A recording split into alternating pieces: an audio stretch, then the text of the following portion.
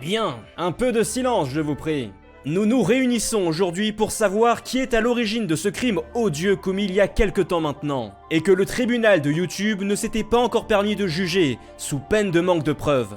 Nous nous réunissons pour savoir qui a tué la chaîne de Farroukon, qui ne donne plus aucun signe de vie depuis plus d'1 an maintenant, et qui semblait déjà aux portes de la mort en 2018. Bien, est-ce que la défense est prête ? Je suis prêt, votre honneur. Et qu'en est-il de l'accusation ? Prête depuis 2018, votre honneur. Dans ce cas, je vais laisser l'honneur à l'accusation de faire les préliminaires. Monsieur le juge, j'ai bien peur que ça aille trop vite entre nous. Vous semblez certes bien robuste, mais... Je prierai de rappeler à l'accusation qu'il est désormais trop tard pour passer sous mon bureau afin de favoriser un verdict coupable, au dépit de la défense. Il aurait fallu faire ça avant le début de ce procès au mieux.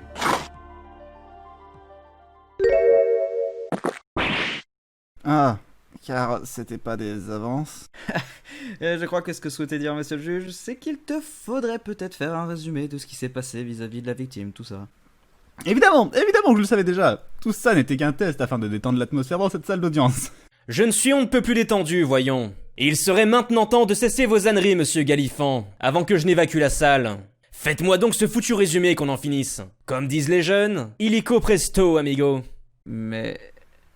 votre honneur, vous avez notre âge. Puisqu'on insiste tant, je vais vous présenter mon résumé. Fin 2017, après la publication d'une vidéo sur One Shot en octobre de cette année-là, la chaîne de Farroukon s'est vue peu à peu disparaître de la surface de YouTube. Il est d'usage que l'auteur de cette chaîne publie assez peu de contenu en temps normal et ne soit pas très productif, mais les faits sont bien plus inquiétants. Une seule vidéo en octobre 2018 sur Gravity Falls et une seule en juin 2019 sur Earthbound. Suite à ça, la chaîne a simplement disparu, et nous la soupçonnons d'être à présent morte malheureusement. Je remercie l'accusation pour ce résumé. Si je saisis bien, nous n'avons jamais retrouvé le cadavre de la dite chaîne. Non, votre honneur. C'est pour ça que je suis là pour défendre l'accusé, par ailleurs. Voyons, cher avocat de la défense, n'hésitez pas à vous montrer un peu plus. On ne vous entend pas. C'est-à-dire que c'est surtout le moment pour l'accusation de briller actuellement. Par ailleurs, qui est l'accusé ? Personne ne m'a fait parvenir les papiers de ce procès de YouTube, car je me la coulais douce dans ma piscine il y a même pas 1 heure. Selon notre inspecteur, il s'agirait de la licence Ace Attorney, votre honneur. Quoi ? Mais depuis quand les jeux vidéo sont-ils dangereux, dites-moi ? Ne me dites tout de même pas que ces salopards de boomers sont parvenus à faire croire à tout le monde que les jeux vidéo sont mauvais pour nous. Pas vraiment, non.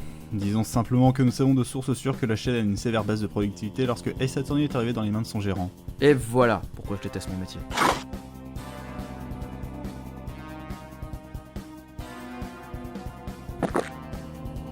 Tu es pourtant mieux placé que moi pour savoir comment se portait la victime avant 2018. Assez productive, avec de bonnes statistiques et quelques featuring. Une vie florissante pour une chaîne qui débutait sur les chapeaux de roue. Elle pouvait presque toucher ses premiers sponsors et se faire un peu d'argent sur son dur labeur. Il manquerait plus que ce procès soit lui aussi couvert de featuring. J'aimerais faire appeler l'accusé à la barre. Pas que nous ne puissions pas, mais il s'agirait de faire parler quelque chose qui ne peut ni penser, ni même s'exprimer. Je m'exprimerai en son honneur, en rappelant un historique de ses jeunes années, et j'expliquerai en quoi l'accusé ne peut être coupable de ce crime. Je n'ai aucune objection à émettre, même si j'avoue que je suis pérade de placer la première d'entre elles. Si personne n'a rien à redire, je vais laisser la défense s'exprimer. Alors pour commencer simplement, Ace Attorney de son vrai nom Gyakuten Saiban, car oui, l'accusé est japonais, est une série de jeux vidéo développés par Capcom. Capcom dont l'une de mes collègues a déjà prouvé la culpabilité surprise il y a quelques années dans un procès qui accusait une fois de plus Ace Attorney. Un instant! J'imagine que ça te fait vachement plaisir de pouvoir brailler ainsi. T'imagines pas à quel point ça me fait plaisir. Attends, refais-le pour voir. Un instant! Oh putain. Perso j'aime bien. Objection! Un instant! Objection! Un instant! Objection! Vos gueules! Bref, je tiens à dire qu'à aucun moment la confirmation d'une continuité entre la vidéo de Mr Flech et celle-ci n'a été prouvée. En effet, mais sur YouTube, tout est factuel, malheureusement pour toi. Ma vidéo a effectivement une continuité avec celle de notre confrère Flech, et j'invite chaque personne dans l'audience à aller voir son contenu. J'aimerais éviter autant que possible les divagations, mes chers avocats. J'ai un enterrement à aller faire ensuite, et j'aimerais autant que peu ne pas perdre trop de temps sur ce tribunal. Qu'il en soit ainsi, votre honneur. Ainsi disais-je, la série Ace Attorney trouve ses origines sur cette fameuse console pour laquelle j'ai passé pas mal d'heures, bien qu'elle soit loin d'être ma préférée, la Game Boy Advance. Le premier jeu qui met en scène l'avocat de la défense, Phoenix Wright, s'appellera sobrement Phoenix Wright Ace Attorney. Mais personnellement, c'est pas ainsi que j'ai découvert la licence, pour de simples raisons qui vont vite devenir importantes. Les 3 premiers jeux sortis sur Game Boy Advance n'ont jamais été exportés hors du Japon. N'est-ce pas ici le destin classique de beaucoup de jeux ? Malheureusement ouais, et l'accusé étant une série de visual novels, des jeux majoritairement textuels, elle partait très mal là-dessus. Ainsi, pendant 5 ans, le monde occidental ne pourra connaître la série de Capcom. Toutefois, en 2006, Capcom va ressortir le premier jeu de la licence sur Nintendo DS, ainsi que les 2 jeux suivants, Justice for All, aka Ace Attorney 2, puis Trials and Tribulation, aka Ace Attorney 3, logiquement. Et tout ça en français, et tout ça sur notre compte Revert. Ainsi commencera l'histoire européenne de Ace Attorney. Tu sembles oublier que c'est justement grâce à la traduction française que l'auteur de la chaîne Farokon a découvert la licence. Celle-ci étant sortie en 2006 et la chaîne étant créée en 2016, il est tout à fait probable que l'auteur ait découvert tout ça 10 ans plus tard, comme 10 ans plus tôt. L'accusé tient toutefois à faire un rappel, Farokon n'a découvert à aucun moment la licence avec les opus sur Nintendo DS. J'avais oublié, je dois l'avouer. Très bien, monsieur l'avocat de la défense. Puisque c'est ainsi, annoncez-nous tout de suite avec quel jeu Farokon a-t-il découvert Ace Attorney? Prends ça! Mais c'est un jeu de... Professeur Layton? Mais si c'est le cas, ça invalide totalement les propos du procureur Galifan. Exactement, je prouve donc pour ainsi dire que l'accusé n'est pas coupable de tout ça. Objection! Ah. Tu m'as pris pour qui, voyons? C'est pas comme si je n'avais pas pris le temps de me renseigner. Effectivement, le jeu Professeur Layton vs Ace Attorney est un jeu de la Nintendo 3DS, et par conséquent est donc sorti bien plus tard que la première trilogie des jeux sur Nintendo DS. Mais je tiens à rappeler un point important, le crossover avec Layton est sorti en 2014, soit 2 ans avant la création de la chaîne YouTube. Remplacez certains mots de ma précédente déclaration et vous obtiendrez la même chose. Merde! De plus, on sait que l'auteur de la chaîne a eu un meilleur accès aux jeux vidéo de la 3DS à partir de 2018. Par conséquent, il se trouve que tout prend encore plus de sens. C'est terrible comme parfois j'éprouve une forte envie de disparaître dans la mort. Monsieur le procureur, j'aimerais savoir de qui vous tenez ces informations. Eh bien, de la petite amie de Farokon, qui m'a déclaré avoir prêté son jeu crossover avec Layton au gérant de la chaîne. Objection! Est-ce c'est une erreur magistrale de notre procureur français? Monsieur l'avocat, je vous rappelle que vous n'êtes pas dans un foutu stade de foot ici. Désolé, votre honneur, j'aimerais juste m'accorder sur les faits avec le procureur. Je t'écoute. Rappelle-moi, quand datent les premiers signes de la mort de la chaîne de Farokon? De 2017 avec la sortie de la vidéo sur One Shot et l'écart colossal entre cette vidéo et celle sur Gravity Falls. Et votre témoin vous a-t-elle confirmé avoir prêté le premier jeu de la licence en 2017?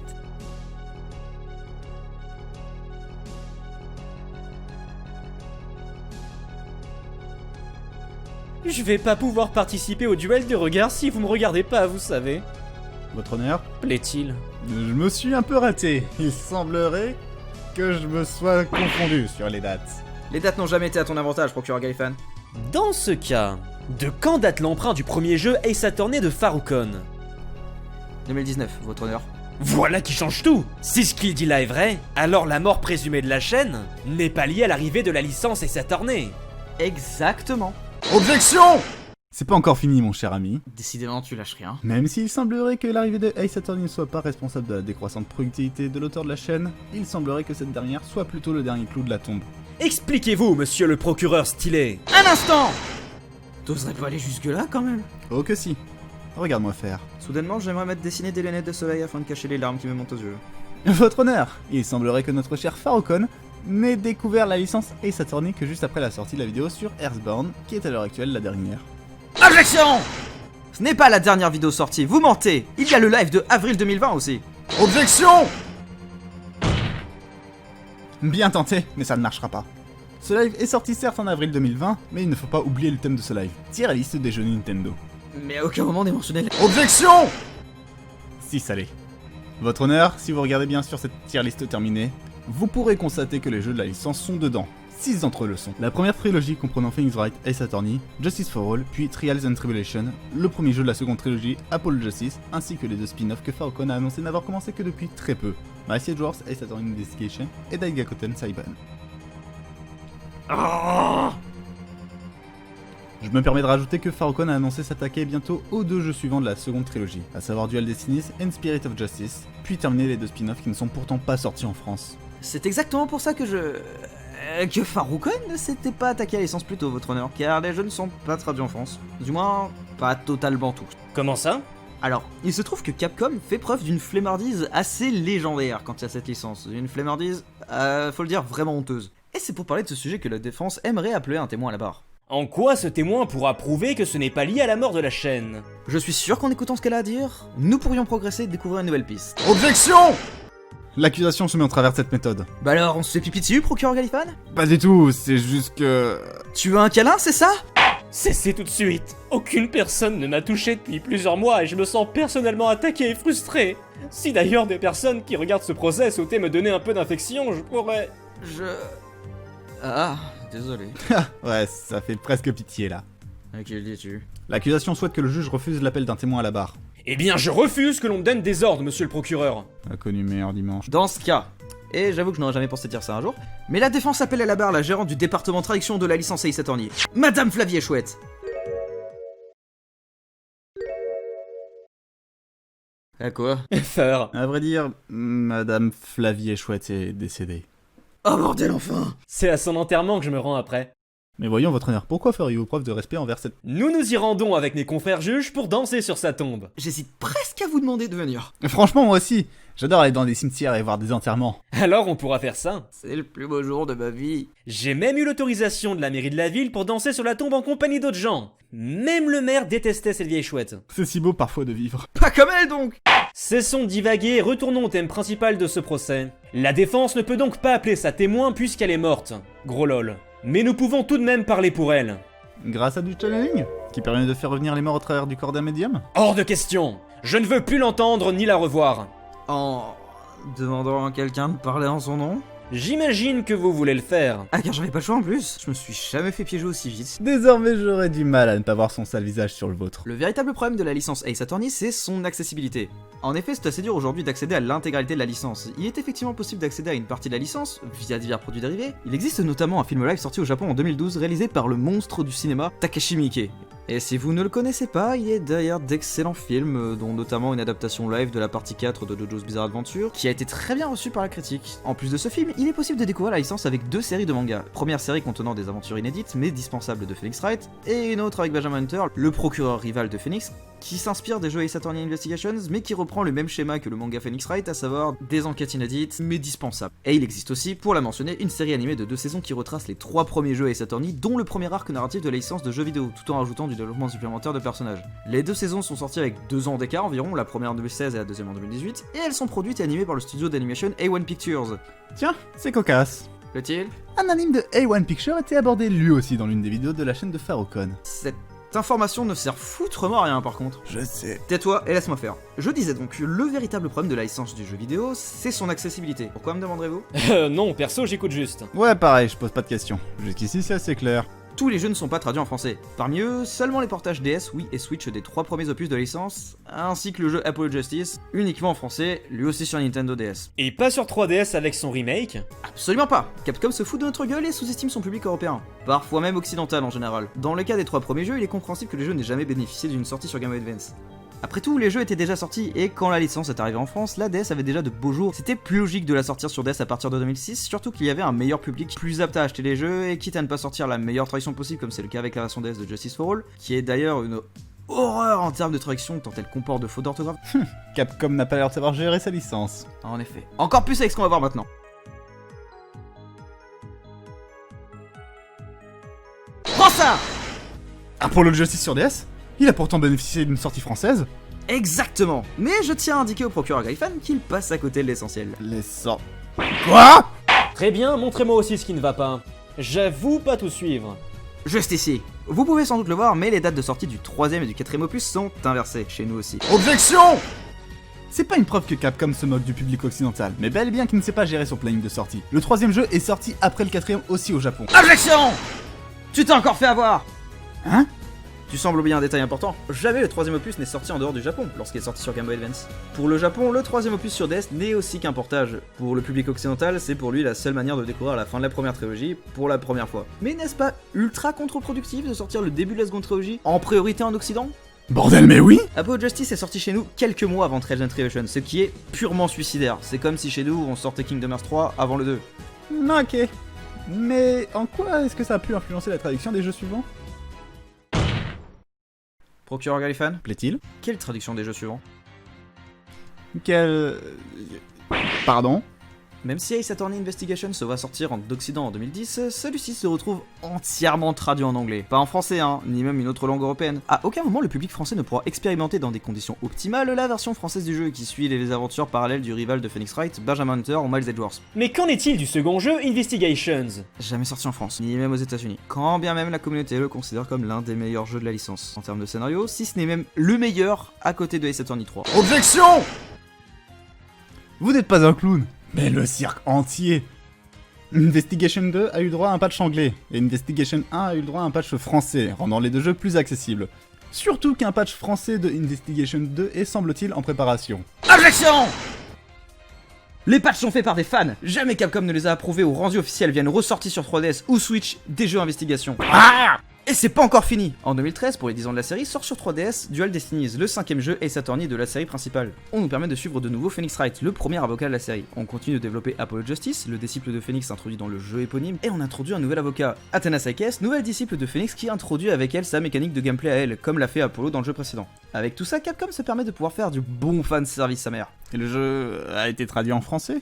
En fait, Capcom avait annoncé une traduction française avant de se rétracter de la pire manière possible, soi-disant pour conserver l'authenticité de la marque, alors que de base, la traduction des jeux ne respecte pas le déroutement de la licence. Au Japon, Dual Destiny sortira en boîte, mais en Occident, nous pourrions y jouer qu'en l'achetant en dématérialisé sur Nintendo 3DS pour la somme de 30€, ce qui est presque du foutage de gueule pour un jeu sans boîte, sans notice, sans traduction française et des DLC à acheter séparément. En 2015 sort alors The Great Ace Attorney, ou en japonais Daigakuten Saiban, qui lui n'aura jamais le droit à une localisation hors du Japon. Pas même sur les shops de la 3DS. Le jeu est pourtant excellent et nous permet de suivre les péripéties de Ryonosuke, l'ancêtre de Phoenix Wright dans l'ère Meiji du Japon, mais à aucun moment, Capcom ne se permet de sortir le jeu en dehors du Japon. Plus tard sortira Spirit of Justice sur 3DS, l'excellente fin de la seconde trilogie, qui n'aura pas le droit à sa sortie en boîte d'ailleurs, à sa traduction française et à la publicité méritée, comme si Capcom essayait vraiment d'étouffer la licence. Et The Great Ace Attorney 2 ne verra jamais le jour hors du Japon non plus. Et comme le premier opus, seul un patch anglais existe pour y jouer sur sa 3DS. Bon sang Capcom, vous niquez tous mes arguments. Mais nous ne pouvons pas déclarer Capcom coupable de ce crime-là.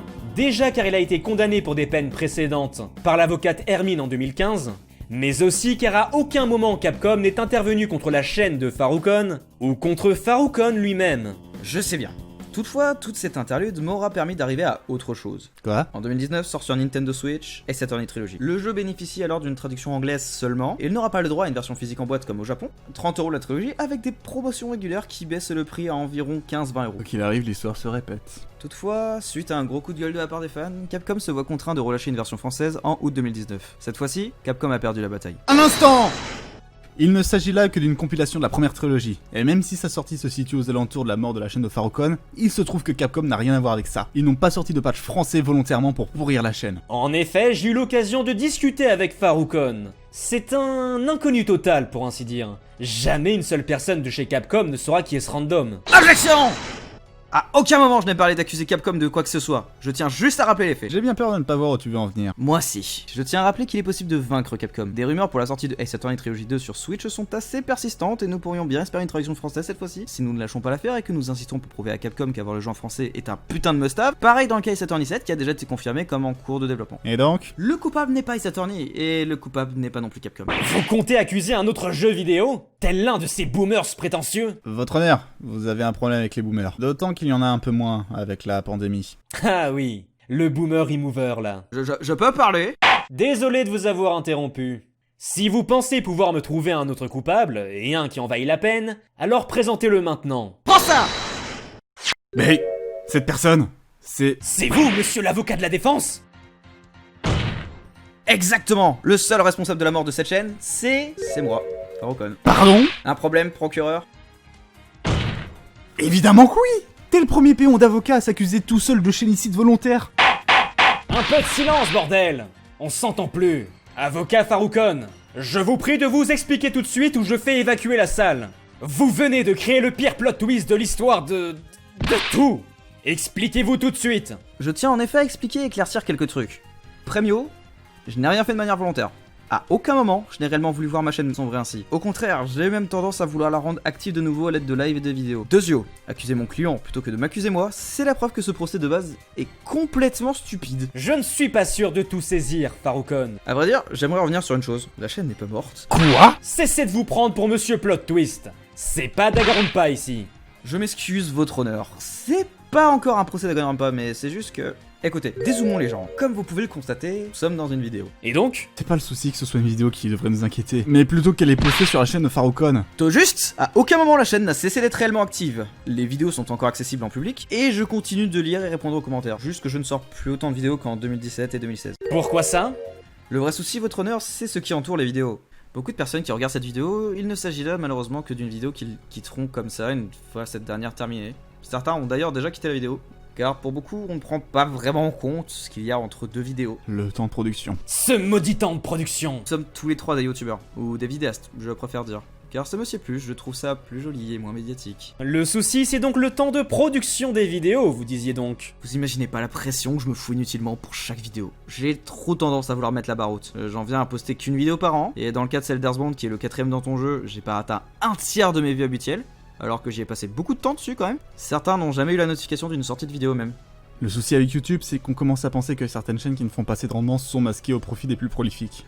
YouTube reste avant tout une entreprise qui a besoin de faire des revenus hebdomadaires. Combien parmi vous se demandent le temps que cette vidéo m'a pris? Entre les dessins du juge Airo, les miens et ceux du procureur Galifan. Attendez, quel dessin? L'écriture qui m'aura pris toute une journée entière pour presque 20 pages, l'enregistrement qui nous aura tous pris du temps, à moi, à Galifan et Airo qui prennent tous les deux sur leur temps libre car et le travail, puis au montage de la vidéo qui m'aura bien pris plusieurs jours complets où je suis resté le dos courbé devant mon écran à déplacer des images, bien placer des musiques, faire de la synchro labiale. Le souci, c'est pas un manque de considération, mais de mise en avant de chaque youtubeur. Le service se fout de ce dont on parle tant que ça plaît aux annonciateurs qui financent et au public qui regarde. Dans nos cas, nous y mettons notre argent pour des vidéos qui ne nous rapporteront pas un sou et pas suffisamment de vues. Évidemment que j'ai un peu délaissé YouTube. J'ai une vie, des amis à voir, une petite amie avec qui je souhaite m'installer, du travail qui me rapporte de l'argent à trouver aussi. J'écris des livres en parallèle dans mon temps libre, je fais mon manga que je dessine et scénarise tout seul, je m'entraîne pour le milieu compétitif de Smash Bros. YouTube c'était ma priorité en 2017, mais aujourd'hui, même si mon objectif quand je fais des vidéos c'est de partager ma passion et de donner envie de découvrir ce dont je parle, ça ne me motive pas forcément tout le temps. Beaucoup trop différencie le youtubeur de la personne en dehors. Mais ces deux personnes ne font qu'une à vrai dire. Pour que les vidéos puissent sortir, nous y mettons tous de notre personne. Beaucoup de temps et d'énergie et parfois même des moyens importants. Surtout qu'au final, je me prends parfois la tête pour des petits détails en vidéo. Il y a quand même beaucoup de coquilles que vous ne m'avez jamais fait remarquer, alors que je les vois moi. Combien d'entre vous ont remarqué que le badge sur mon veston dans ma position objection est pas colorié, car j'ai oublié de le faire? Je me fous une pression trop immense, donc pour mon bien, j'ai tendance à m'éloigner de ma chaîne. Pas que je l'abandonne, hein, du tout même, j'ai encore envie d'en faire des vidéos. Juste qu'assumer presque toutes les casquettes tout seul, c'est vachement difficile. À tel point que penser au montage, c'est vraiment décourageant parfois. Je ne pense pas que ce soit uniquement de ta faute si ta chaîne meurt, Farokon. Tu penses? Sûrement celle de YouTube, ou même je dirais de la vie. YouTube ne priorise pas la visibilité des chaînes peu actives et aime mettre la pression aux créateurs de contenu. Quant à la vie elle-même, elle bouge. Elle change. Quand j'ai créé ma chaîne en 2016, j'étais en terminale. J'étais pas vraiment sûr de moi, j'étais très mal dans ma peau. Je suis encore un peu aujourd'hui, mais tout a tellement changé. Aujourd'hui, en 2020, je me suis plus vraiment le même. J'ai bien plus d'amis, j'ai peut-être plus de temps libre, moins de motivation, certes. J'aurais aimé faire cette vidéo plus tôt, mais c'est tellement démotivant de penser à tout ce qu'il fallait faire en avance, de penser que la vidéo plairait peut-être pas. Pourtant, j'ai fait des lives récemment et il m'a donné envie de me remettre à YouTube. Car discuter avec 8 personnes, et débattre, et puis voir mon avis écouté et respecté, ça fait du bien. Avec tout ce recul, je comprends mieux pourquoi la chaîne est moins présente. Nous sommes 3 youtubeurs avec des communautés radicalement différentes, mais à n'importe quel instant, nos chaînes peuvent subir le même sort que celle de Farokon. Exactement, personne n'a l'abri de ça. Et même si j'ai la chance de ne pas me faire harceler pour du contenu, d'autres ne l'ont pas. Et les harceler sous prétexte que ce qu'ils laissent paraître d'eux en vidéo c'est une personne chill et sympa, c'est une idée de merde. Moi tout ce que je veux avec mes vidéos c'est vous amuser, vous faire réfléchir et vous donner envie de découvrir ce que j'aime. En l'occurrence, j'aime Ace Attorney comme une de mes licences préférées, et c'est pour ça que j'ai été recréer tout ce tribunal et faire un faux procès pour vous montrer à quel point cette série m'inspire, et à quel point j'aimerais que vous compreniez que Capcom, contrairement aux fans, ne nous permet pas de profiter autant de la licence. C'est pour ça que je veux vous inviter à y jouer, pour donner envie à tout le monde de découvrir et prouver à Capcom que cette licence mérite plus de reconnaissance, aussi incroyable qu'elle est. Monsieur Roukon, de son prénom Fa, je suis conscient de la charge que vous écrasez sur vos épaules, en prenant le risque de vous accuser seul de tout ça. Toutefois, je suis prêt à accuser YouTube à votre place si vous arrivez à me convaincre de vous acquitter. Il me suffira de 4 mots pour cela, votre honneur. Je vous écoute. Votre honneur. Abonnez-vous! Peine de mort. Ah merde! Salut tout le monde, je fais pas souvent des outros, à vrai dire qu'à part une ou deux au tout début de la chaîne, je n'en avais jamais vraiment fait en fait. Tout ça pour vous inciter à vous abonner, à liker et à partager la vidéo. Je réponds autant que tire se peut aux commentaires que vous postez aussi. Donc si l'envie vous tente, n'hésitez pas vraiment. C'est juste que cette vidéo est celle qui m'a demandé actuellement le plus de travail de la chaîne, et que j'ai pas envie de la voir passer inaperçue pour toujours. Je vous invite à aller voir la chaîne de Airo au passage, qui fait des vidéos très cool en abrégeant des séries animées que vous aimez ou non, ainsi que la chaîne de Galifan, à qui lui parle de manga indépendant et vous explique le sens de certains mots de la culture weeaboo otaku japonaise.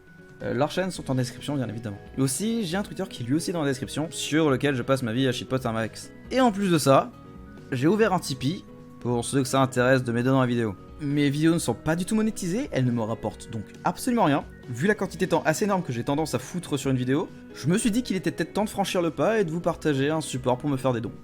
Cette fois-ci, je promets pas un retour permanent comme j'aime le faire, mais sachez que j'abandonne pas. Je reste dispo en live de temps en temps avec Galifan, de temps à autre le soir, où on fait des conneries et où on en dit aussi des conneries. Et j'espère vite revenir avec une nouvelle vidéo dans le futur, sûrement pas aussi travaillée, mais qui vous fera, je l'espère, pas mal plaisir. Sur cela, je vous dis à la prochaine fois sur la chaîne. Bye les gens.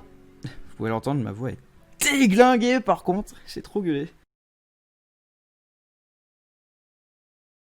La vidéo va faire 15 minutes à tous les coups, je vais chialer mes morts.